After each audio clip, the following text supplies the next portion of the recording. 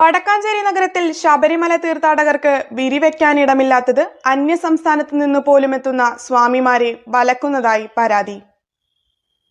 ദേവസ്വം നിയന്ത്രണത്തിലുള്ള കരുമരക്കാട് ശിവക്ഷേത്രത്തിൽ പരിമിത സൗകര്യമെങ്കിലും ഒരുക്കണമെന്നാണ് ഒരു വിഭാഗം വിശ്വാസികൾ ആവശ്യപ്പെടുന്നത്.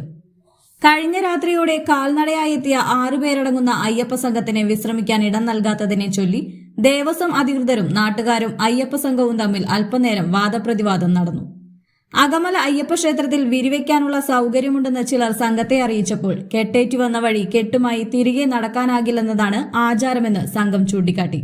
തുടർന്ന് വടക്കാഞ്ചേരിയിലെ ചില അയ്യപ്പ ഭക്തന്മാർ ചേർന്ന് തീർത്ഥാടക സംഘത്തിന് വേണ്ട ഭക്ഷണവും മറ്റും ഏർപ്പാടാക്കി നൽകി പാർലിക്കാട് സഭാനികേതനത്തിലേക്ക് യാത്രയാക്കി.